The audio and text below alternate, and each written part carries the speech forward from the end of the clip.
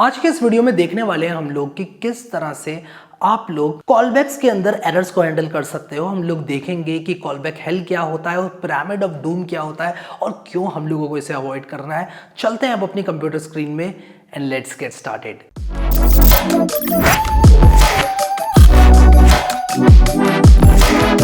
तो गाइस अब हम लोग देखने वाले हैं कॉलबैक्स, प्रॉमिसेस और एसिंग का वेट। सबसे पहले मैं आप लोगों को एक रैपल बनाकर दूंगा, मतलब इस कोर्स के लिए एक रैपल बनाऊंगा इस वीडियो के लिए, और हम लोग रैपल बनाएंगे अल्टीमेट जावास्क्रिप्ट कोर्स वाले फोल्डर के अंदर। और इस रैपल का नाम हम लोग रखेंगे क्रिएट ए रैपल, और इस रैपल को मैं HTML CSS और जावास्क्रिप्ट से बनाऊंगा और इसका नाम हम लोग रखने वाले हैं 52_ कॉलबैक। ठीक है, एक काम करते हैं कि इसको ना हम HTML CSS जावास्क्रिप्ट से नहीं बनाते हैं, इसको हम Node.js से बनाते हैं।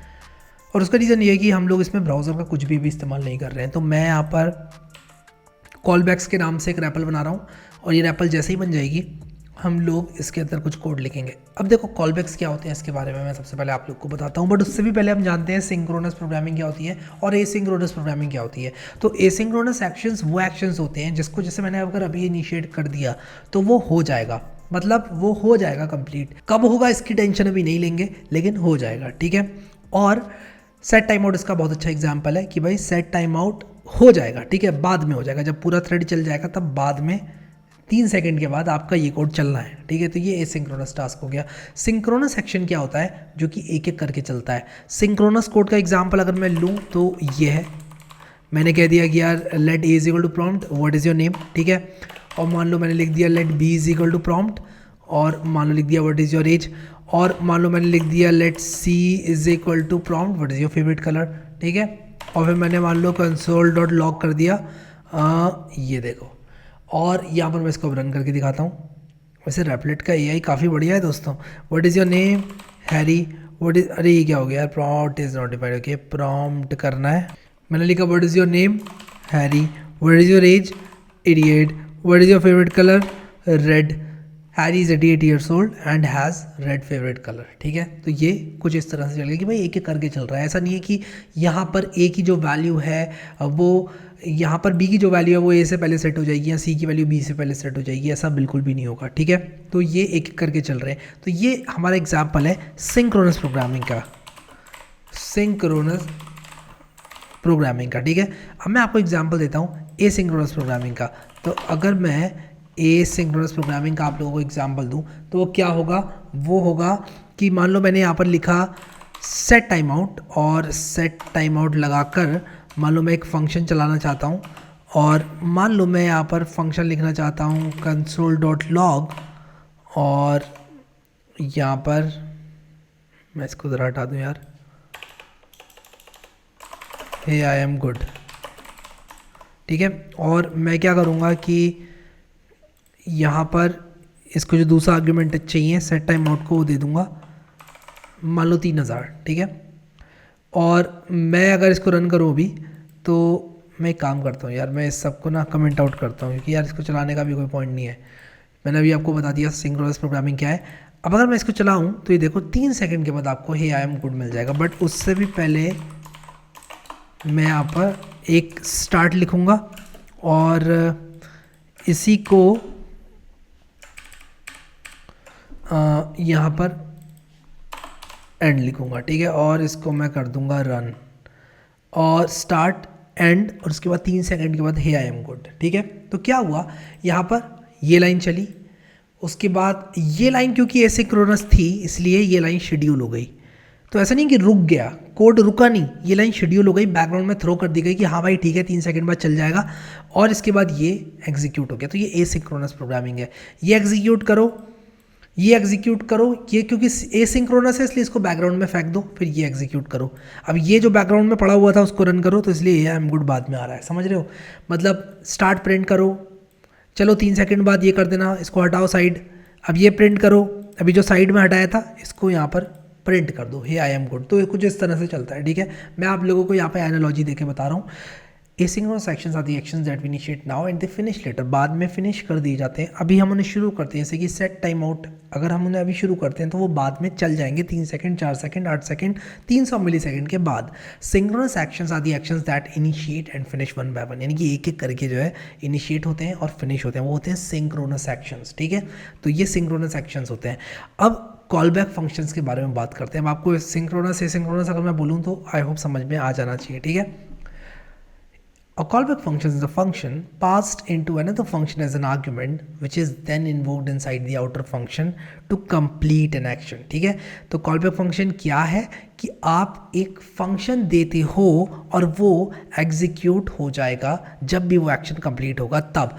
अब इस बात का क्या मतलब है, इसको हम एग्जाम्पल से समझेंगे। ये तो थ्योरेटिकल वाली बात हो गई। ठीक है, और अगर आपको एग्जाम्पल समझ में आ गया तो ये थ्योरेटिकल फिर थ्योरेटिकल नहीं प्रैक्टिकल लगने लग जाएगा। ठीक है, तो ये समझते हैं कि यहाँ पर ये जो मैंने कहा अभी, जो बात अभी लिखी मैंने, वो क्या लिखी, तो इसको भी मैं कमेंट आउट कर देता हूँ। और कमेंट आउट करता हुआ इसलिए चल रहा हूँ क्योंकि वरना फिर ऊपर का एग्जीक्यूट होगा और वो बिल्कुल भी आपको अच्छा नहीं लगेगा ऊपर का एग्जीक्यूट होगा तो। ठीक है, तो इसलिए मैं इसको कमेंट आउट करता चल रहा हूँ। मैं भी यहाँ पर क्या करूँगा कि आप लोगों को बताऊँगा कॉल बैक्स क्या होती हैं। ठीक है, तो मैं यहाँ पर कुछ इस तरह से कॉल बैक्स लिखूंगा और अब मैं क्या करूंगा, ये फंक्शन लिखूंगा। ठीक है, तो मैं एक फंक्शन लिख रहा हूँ लोड स्क्रिप्ट नाम का, जो कि एक यूआरएल लेता है। अरे भाई साहब, रैपलेट के एआई ने तो भाई हालत ही मेरी ख़राब कर दी। ये मैं कर लेता हूँ, तुम ड्रीम 11 पे जाके टीम बना लो। ये कह रहा है रैपलेट का एआई ये मैं कर लेता हूँ, तुम जाके ड्रीम 11 पे टीम बना लो। अब देखो load script SRC call back. ठीक है, मैं एक काम करता हूँ, इसको एसआरसी लिखता हूँ। ठीक है, ताकि मेरे जो नोट्स में मैंने लिखा है वो उससे ये सिंक करें। तो मैंने क्या किया, सबसे पहले एक नई स्क्रिप्ट को क्रिएट किया। मैंने कहा भाई एक स्क्रिप्ट नाम का एलिमेंट क्रिएट करो, ये हमने देखा था पिछले चैप्टर्स में। ठीक है, फिर मैंने कहा इसके एसआरसी को क्या कर दो, ये कर दो जो कि हमने यहाँ पर लिया हुआ है। इसके बाद क्या करो कि इसको अपेंड कर दो हेड में। तो ये तो बिल्कुल ठीक है, कोई दिक्कत नहीं है इसमें। लेकिन मैं क्या करना चाहता हूँ, मैं चाहता हूँ एक कॉल बैक को रन करना जैसे ही ये लोड हो जाए। But to make things simple हम ऐसे स्टार्ट करते हैं। ठीक है, अब मैं क्या करूँगा, लोड स्क्रिप्ट करूँगा और मैं क्या करूँगा कि एक स्क्रिप्ट लेकर आऊँगा getbootstrap.com से। क्या होगी वो स्क्रिप्ट, आपको बताता हूँ अभी। ये स्क्रिप्ट होगी भाई साहब, ये, हाँ बिल्कुल यही वाली स्क्रिप्ट होगी, bootstrap.min.js। हाँ भाई, ये होगी स्क्रिप्ट। ठीक है, अब देखो मैं क्या करूँगा, अब मैं इसको रन कर दूंगा। Document is not defined, okay document is not defined, क्योंकि क्या है ना कि ये HTML CSS जावास्क्रिप्ट वाली टेम्पलेट नहीं है, तो मुझे यार अब चेंज करना पड़ेगा इसको HTML CSS जावास्क्रिप्ट वाली टेम्पलेट में। ठीक है, तो चलो कोई बात नहीं, हम एक काम करते हैं 52_web नाम से एक और बनाते हैं रैपल, कोई टेंशन वाली बात नहीं है। तो 52b_ या 52web_ कॉलबैक्स के नाम से बना लेंगे। ठीक है, तो मैं यहाँ पर क्या करूँगा 52_web_ कॉलबैक्स के नाम से एक और रैपल बना लूँगा, कोई दिक्कत वाली बात नहीं है ऐसी। ठीक है, कोई दिक्कत नहीं भाई साहब, कोई दिक्कत नहीं है। अपना रैपलेट, अपनी रैपल, अपना कंप्यूटर सब अपना है भाई, कोई टेंशन ही नहीं है। इसको मैं क्लोज करूँगा यहाँ पर अभी। और यहाँ पर मैं क्या करने वाला हूँ ना, आप लोग देखो कि जो उसकी script.js है, ये सारा कंटेंट जो कि मैंने अभी भी रैपल बनाने के बाद मैं इसको भी मूव कर दूँगा। बट अभी के लिए मैं क्या करता हूँ कि इसके अंदर जो मैंने अभी ये जो कोड लिखा है इसको मैं लेकर आऊँगा यहाँ पर। चलो भाई, कॉपी भी नहीं कट। ठीक है, पेस्ट। अब मैं क्या करूँगा, इसको रन करूँगा और इसको नई टैब में खोल लूँगा। इसका जो है कंसोल खोल कर आपको दिखाता हूँ। इसको रिलोड करूँगा और क्या होगा, कुछ भी नहीं होगा। ये जो बूटस्ट्रैप है वो स्क्रिप्ट लोड हो जाएगी। ठीक है, अगर मैं आप लोगों को यहाँ पर एलिमेंट्स में जाकर Ctrl+F करके बूटस्ट्रैप दिखाऊं तो हाँ भाई, ये बॉडी के अंदर अपेंड कर दी गई है बड़ी शांति के साथ। मुझे कैसे पता चलेगा अपेंड हो गई है और कब हुई, भाई साहब आपको नहीं चलेगा पता, सिंपल सी बात है। ठीक है, अब मैं यहाँ पर कुछ ऐसा इंतजाम करने वाला हूँ कि जब ये लोड हो जाए तो मुझे पता चल जाए। तो मैं क्या करूँगा, मैं कहूँगा script.onload जो कि एक फंक्शन होता है इज इक्वल टू एक फंक्शन जो कि क्या करेगा, जो कि सिंपल सा काम करेगा भाई साहब। क्या करेगा, console.log करके मुझे बता देगा स्क्रिप्ट लोडेड। ठीक है, सही लिखा था भाई, रैपलेट प्लीज़ हेल्प मी। हाँ ठीक है, ये कुछ इस तरह से लोडेड स्क्रिप्ट विद SRC कुछ इस तरह से आ जाएगा। और भी मैं इसको अभी रिलोड करूँगा ना, तो ये कह रहा है यार अनएक्सपेक्टेड टोकन, क्या गलती हो गई भाई मुझसे। इसको बंद करो सबसे पहले तो, ताकि जगह मिले कोडिंग करने की। हाँ, रिलोड करो इसको, तो ये कह रहा है लोडेड स्क्रिप्ट विद SRC है, एकदम तुरंत ही हो गई लोड। ठीक है, बढ़िया। तो जैसे ही स्क्रिप्ट लोड हो जाएगी ये मुझे बता देगा कि भाई स्क्रिप्ट लोड हो चुकी है। ठीक है, लेकिन मैं क्या चाहता हूँ, मैं चाहता हूँ कि ये रन ना करूँ, मैं कस्टम फंक्शन रन करूँ। वो फंक्शन क्या होगा जो मैं रन करूँ, भाई मुझे नहीं पता, मैं रन टाइम पे बताऊँगा क्या रन करना है। हो सकता है वो ये फंक्शन हो सकता है वो ये फंक्शन हो जो कि अलर्ट करता हो हेलो। अब मैंने हेलो नाम से क्यों फंक्शन बनाया, भाई मेरी मर्जी, इट्स माय चॉइस। ठीक है, हो सकता है कि भाई मेरा मन कर जाए गुड मॉर्निंग नाम से एक फंक्शन को रन करने का, भाई मेरी मर्जी है, स्क्रिप्ट जब भी रन होगी मैं वो रन करना चाहता हूँ। और हो सकता है बूटस्ट्रैप वाली स्क्रिप्ट जब लोड हो तब मैं हेलो रन करना चाहूँ, और जब कोई दूसरी स्क्रिप्ट मैं लोड करूँ तो मैं गुड मॉर्निंग रन करना चाहूँ, भाई मेरी मर्जी। तो मैं वो जो मेरी मर्जी है ना उसको यहाँ पर दे दूँगा। मैं कहूँगा भाई लोड स्क्रिप्ट, एक काम करो ज़रा स्क्रिप्ट को तो लोड करो और उसके बाद यार ये फंक्शन ज़रूर चला दियो। ठीक है, तो यहाँ पर मुझे इस फंक्शन को भी ऐसे ही बनाना पड़ेगा, और इस फंक्शन को कहते हैं कॉल बैक। ठीक है, कि भाई इसको चला देना, जो कि आप पास करते हो एज अ फंक्शन का नाम पास करते हो, आप कहते हो भाई जब ये हो जाए ना तो इसको चला देना, ताकि मुझे पता चल जाए कि ये हो गया है।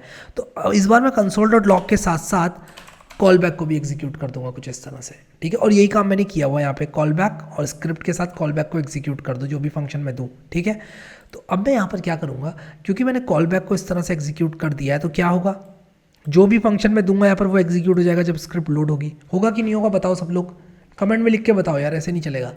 रिलोड करो इसको, और यहाँ पर आप देखो ये हेलो वर्ड जो है रन हो गया।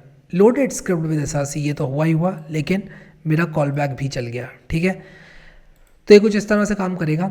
अब जाहिर सी बात है कि ये जो CDN है वो बहुत फास्ट है, तो एकदम से काम हो जा रहा है फ्लैश ऑफ अ सेकेंड पे। ठीक है, लेकिन हो सकता है ये टाइम लेता, अगर ये टाइम लेता तो कुछ टाइम के बाद जब भी स्क्रिप्ट लोड होती तब मुझे ये दोनों चीज़ें एग्जीक्यूट होती हुई दिख जाती। तो ये कॉल बैक होता है बेसिकली, ये बताना चाहता हूँ आप लोगों को। अगर कोई भी आपसे पूछे अब ज़िंदगी में कॉल बैक क्या होता है तो आप बता पाओगे भाई ये होता है कॉल बैक। तो आप कुछ इस तरह से कर सकते हो, लोड स्क्रिप्ट, उसके बाद आप URL दे दो स्क्रिप्ट का, और इसके बाद कॉल बैक फंक्शन, जो भी फंक्शन आप देना चाहते हो आपकी मर्ज़ी है वो आप दे दोगे और वो चल जाएगा। ठीक है, अब वो जो कॉल बैक है वो एक आर्ग्यूमेंट भी ले सकता है भाई साहब, वो फंक्शन पे डिपेंड करता है। मान लो कि मैं चाहता हूँ कि जो मेरा कॉल बैक है वो कुछ प्रिंट करे। ठीक है, और वो नेम ले, फॉर सम रीज़न मैं स्क्रिप्ट का नाम लेना चाहता हूँ और फिर मैं उसको प्रिंट भी करना चाहता हूँ। ठीक है, और उसका SRC प्रिंट करना चाहता हूँ, मान लो नाम तो क्या ही होगा स्क्रिप्ट का, SRC मैं प्रिंट करूँगा, और गुड मॉर्निंग के साथ भी मैं SRC प्रिंट करूँगा। ऐसा करने के लिए मैं हेलो के साथ साथ यहाँ पर आर्ग्यूमेंट भी दूंगा।